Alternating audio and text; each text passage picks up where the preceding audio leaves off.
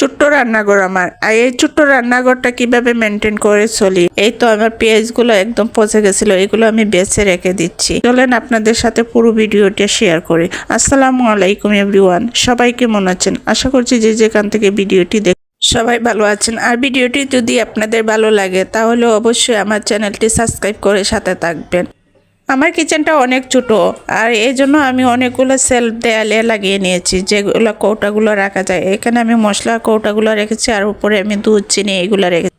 এরপরে আমি বেসিনের কর্নারেও দুটা লাগিয়ে রেখেছি। এইগুলাতে আমি টুকটাক কৌটাগুলো রেখে দিই। যেহেতু আমার কিচেনের দাঁড়াবারই জায়গা নেই, অল্প একটু জায়গা, দুইটা সেলফ রাখার পরে কোনো জায়গা নেই। যাই হোক, আমি সেলফগুলো খুলে নিচ্ছি। আর দেখেন, সেলফগুলো খুলতে আমার খুব কষ্ট হয়েছে। সামান্য একটু সুতা দিয়ে আমি এগুলো বেঁধে রেখেছিলাম। সেলফগুলো পরিষ্কার করে নিয়ে আসলাম। প্রথমে আমি তার দিয়ে পরিষ্কার করতে চেয়েছিলাম, কিন্তু অনেকটা ময়লা লাগার কারণে আমি এগুলো আবার খুলে নিয়ে ওয়াশরুমে পরিষ্কার করে নিয়ে আসলাম। এগুলো রান্না করে দেওয়া একদম সম্ভব না, তাই পরিষ্কার করে নিয়ে আসলাম। অনেকটা আটালো হয়ে গেছিলো, প্রায় কয়েকদিন দেওয়া হয়নি। এদিকে দেখেন আমার মশলার কোটাগুলো 6-7 বছর হয়ে গেছে, এগুলো এখন চেঞ্জ করে নিতে হবে।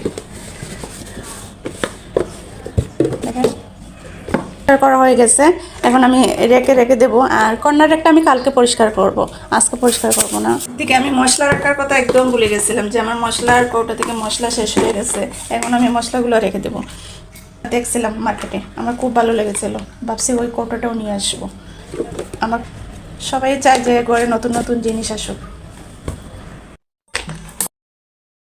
আর ছোট্ট কিচেনটা আমি এইভাবে মেনটেন করে রাখি, সবসময় মশলার কৌটা ওটা। আর এই 6-7 বছরে দেখেন আমার কৌটাগুলো কিরকম। এরপরে আমার ওয়াশরুমটা একদম ময়লা হয়ে গেছিল, এইটা পরিষ্কার করে নিলাম। আসলে অনেক কাজ করেছি ওয়াশরুমে, অনেকটা ময়লা হওয়ার পর ধুয়ে। এই তো চলে আসলাম সকালে বিছানাটা তুলতে। দেখেন আমার জানলাতে আমি চাদর দিয়ে রাখছি, যেহেতু রাতে অনেকটা বাজ দিছে, আমার সব ছড়িয়ে ছিটিয়ে।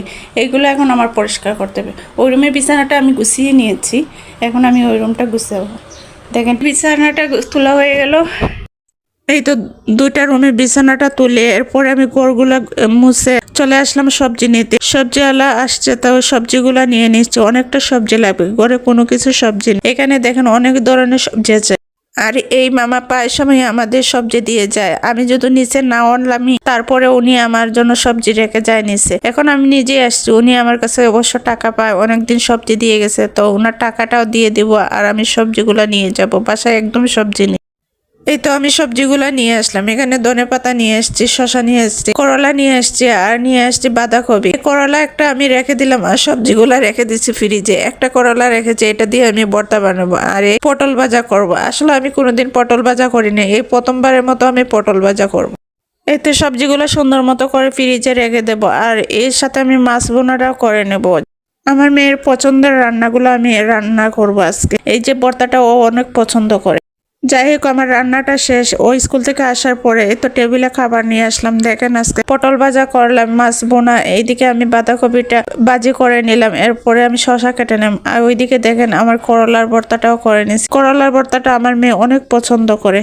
ভর্তাগুলো আমি নিজে অনেক পছন্দ করি। আসলে এমন কোনো মানুষ নাই যা ভর্তা পছন্দ করে না, সবাই অনেক ভর্তা পছন্দ করে। যাই হোক, আমরা খাবারটা খেয়ে নিচ্ছি। আর ভিডিওটি তোমাদের কাছে কেমন লাগলো অবশ্যই কমেন্ট করে জানাবেন। আর ভিডিওটি ভালো লাগলে লাইক ও শেয়ার দিয়ে দিবেন। দেখা হবে নতুন আরও একটি ভিডিওতে। সেই পর্যন্ত সবাই ভালো থাকবেন, সুস্থ থাকবেন। আল্লাহ হাফিজ।